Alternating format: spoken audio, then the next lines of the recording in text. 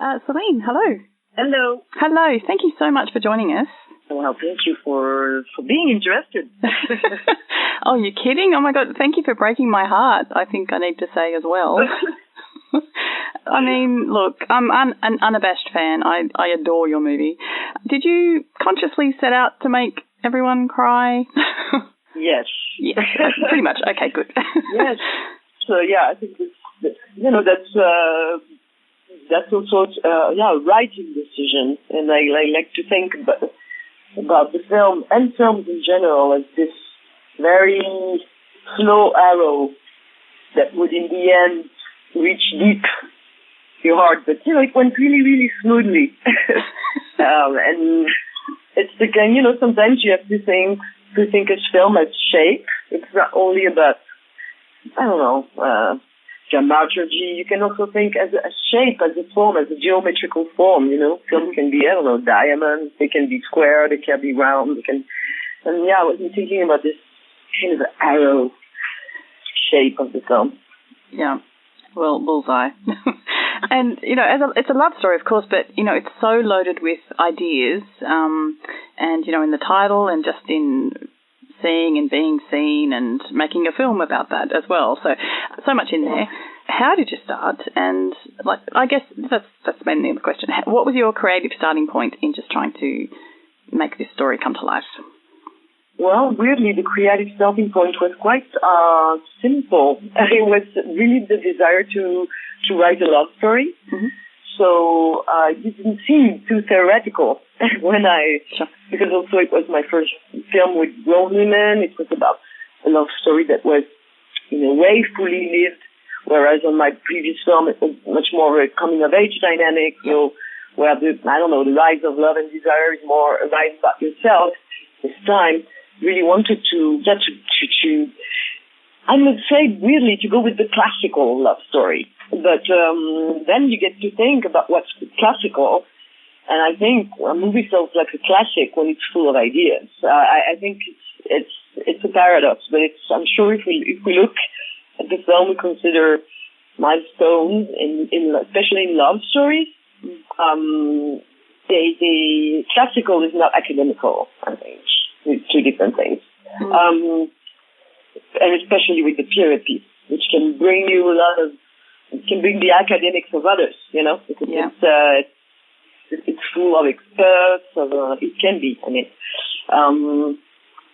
and just once I decided to go with the heart, then, it's all about finding ideas, because cinema films should be full of ideas, and especially if they talk about love. It's a matter that it's political how you love, and what's there's a philosophy in love, there's a dynamic in love, and I feel like in the political field we are not talking about that anymore, and so it came naturally in the process of that first initial spark that was also quite an intimate way of telling also, a story that is mine.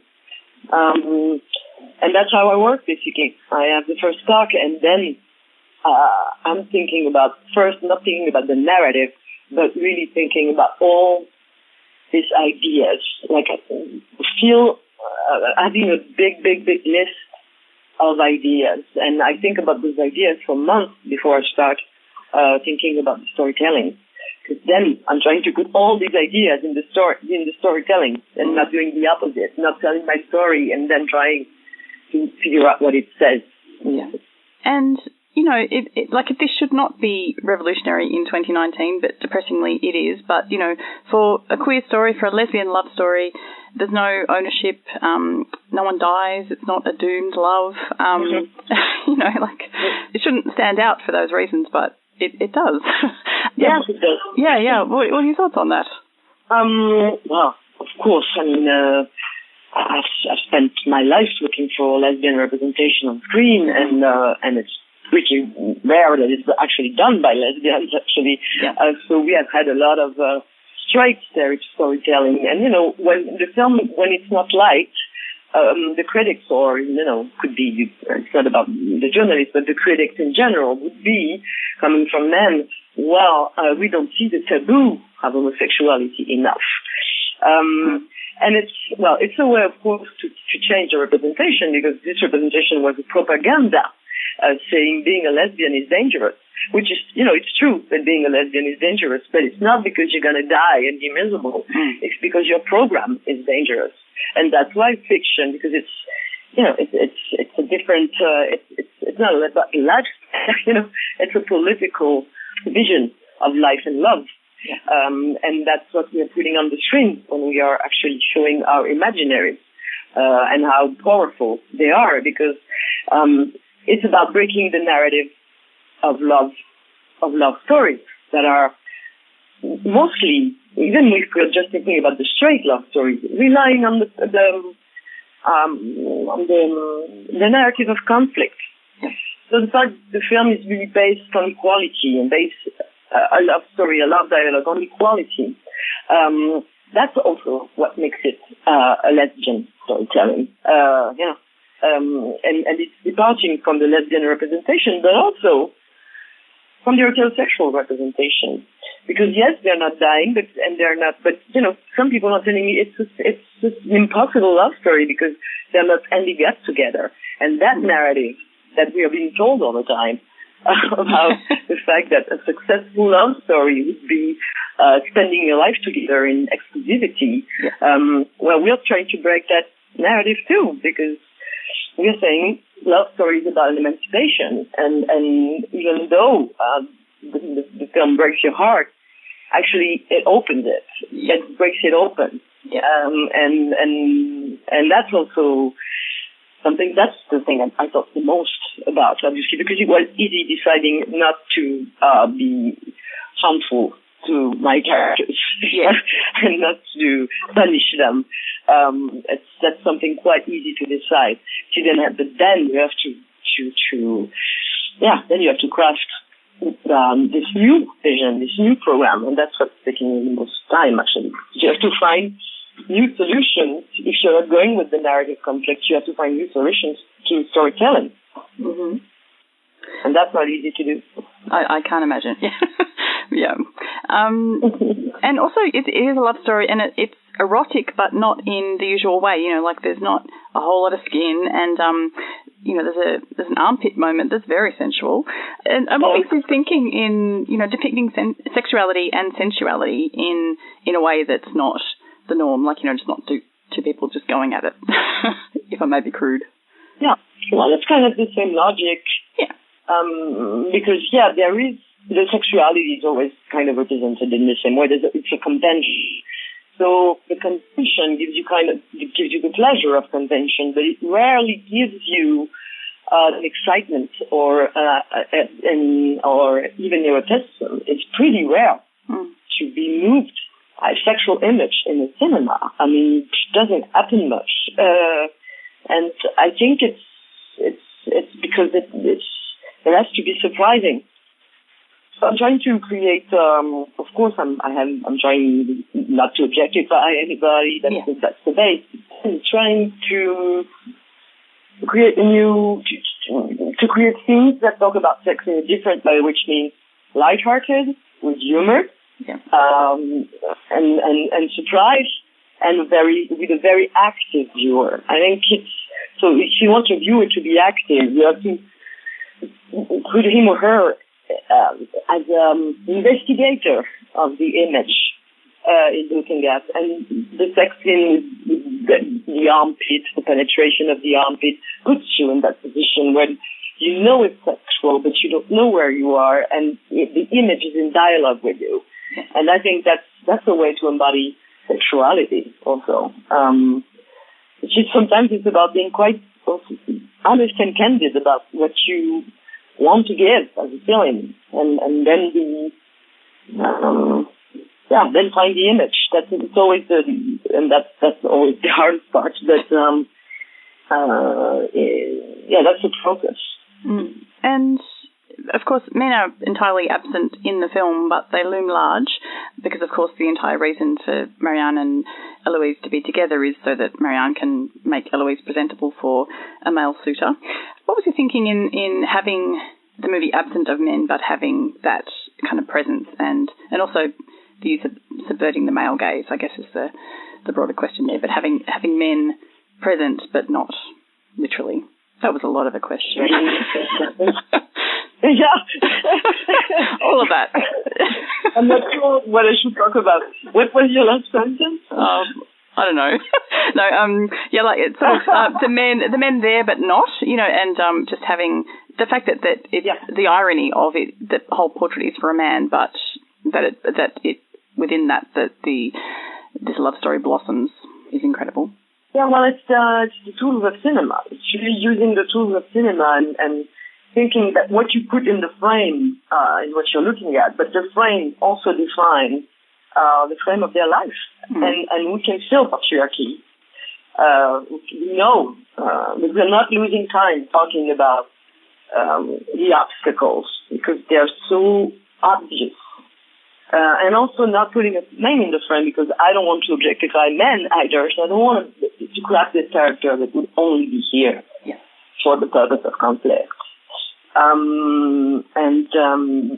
But that produces ideas for cinema because actually this man in the kitchen just saying hello makes everybody, destroys everybody in the room, men and women. And that's the scare jump of patriarchy. And we experimented. It's like we're so depressed that there's a man in the frame. And we actually feel it. I don't know if it has ever been that obvious, deliberate. And, I even saw something the other day. It was amazing. It's also because we get to connect to a man's body.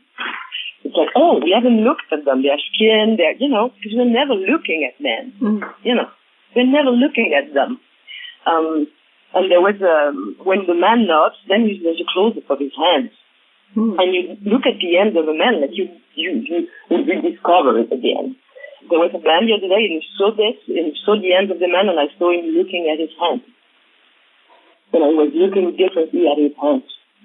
Because he had been he was rediscovering his body. And that's the experience we are trying to give, through cinema. And it tells not looking at men makes you actually look at them. And being curious, and them not being this universal thing that doesn't have to be looked at. And giving them that perspective on them is also what you do when you're putting them out of frame. Yeah, no, more of it, I say. Also, I'm just curious with your previous work, you've largely worked with newcomers or, people fairly early on in the business. But here, you're working with established cast. What kind of challenges did that create or opportunities for you, sort of working with a different kind of level of experience within the team? It is an identified cast, but it is, it's Adèle, so, we've grown together, so she doesn't feel like this actress, big actress in the system. And then Noémie Merlan is also quite, she's happening, but it doesn't give you much pressure. It's the comfort of working with professionals, which is something that I'd never done before, which means it's not they have more range.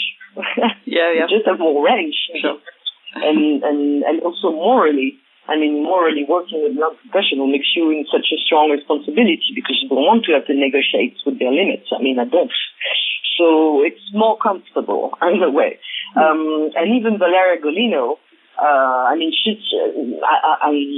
I know her in life. And that's also why, I still want to work in kind of, the more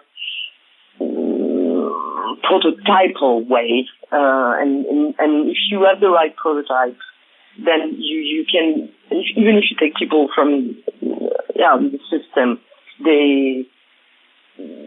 they're inventors with you. And I see it that way. So it's about the spirit you create and the reason why the people. It was actually, I think, my most peaceful experience on the set, which is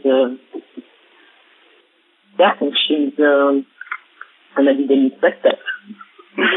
Actually. Yeah.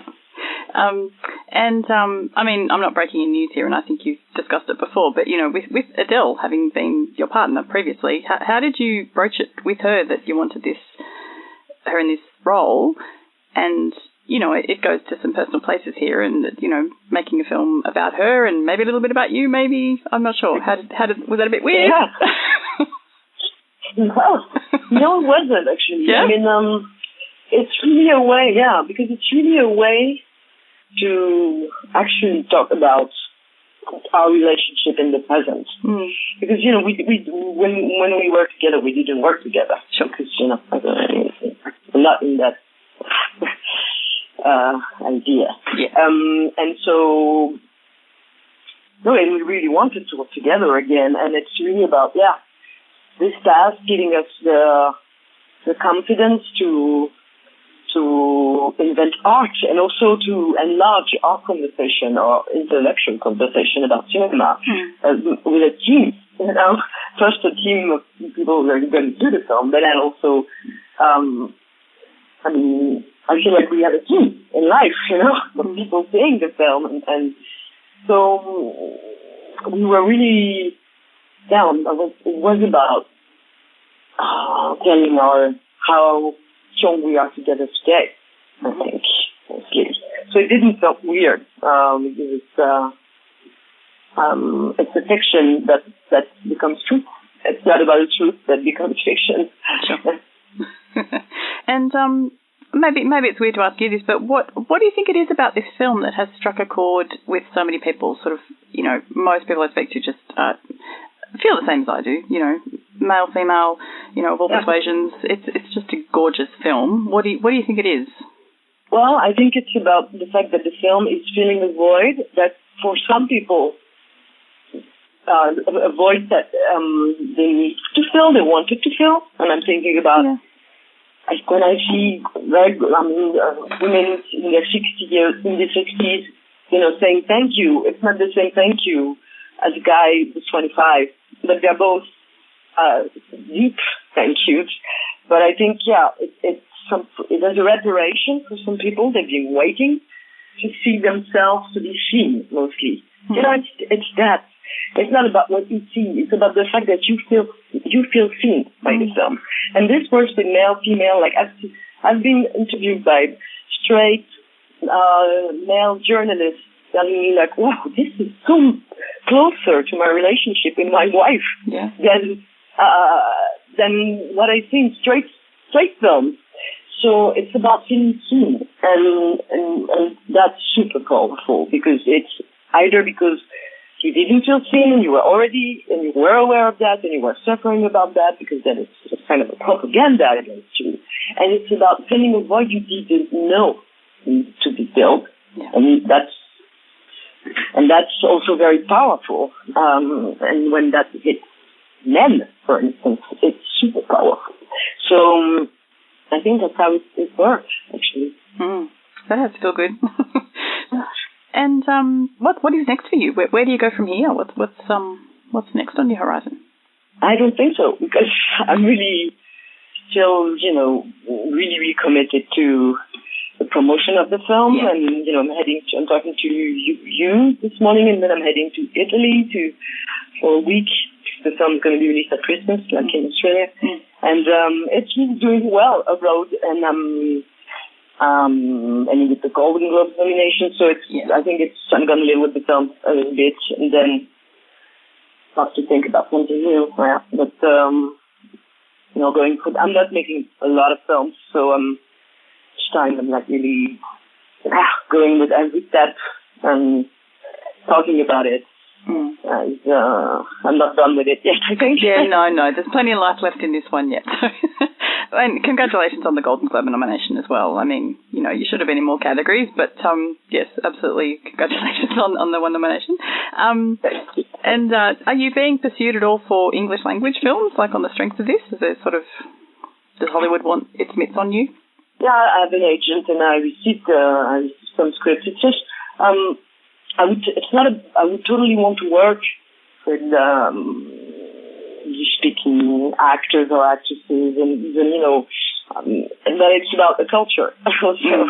Like, how do you want to start the same culture of making films? And I sure would need to know about that. So I'm really trying to, if it happens, it's whether I get to know this culture, so I'm a director doing, handmade sales to get it, or it's about bringing our culture the way we do it, as it's possible. I don't know. It's really quite a political question, so. But of course, I'm open because my films I connect more. Of course, all the critics, look at my work. I do feel seen in the States, in the UK, and in Australia. Mm-hmm. So, this is important. So I'm going to see I'm going to be, I don't know, how to say that word, vigilant about, how they see me. Yeah, I want to have the dialogue. Yeah, absolutely. Striking. On your terms. Mm. One question we like to end with I guess, kind of what you've been watching lately. Just get a sense of what's been on your radar. Have you had a chance to see anything lately? And, either liked or disliked. We take those two. What have you seen lately? Not saying. I haven't been to cinema. What have I been watching? No, I think, it's not very original, but, the last thing that I've been watching and enjoying crazy was Fleabag. Phoebe Waller-Bridge. Fleabag. So it's a trend, but it's brilliant. It's everything, I must say. So yeah. Yeah, no, good one. I came late to it too, so yeah, no, that is a good one. That is popular, for good reason. Well, look, thank you, Céline. It's such a treat to talk to you, and genuinely thank you for your film. And yeah, it's wonderful to tell you that myself. So yeah, all the best, and enjoy this journey with it. Thank you very much. Thank you. Nice talking to you. All the best, you too.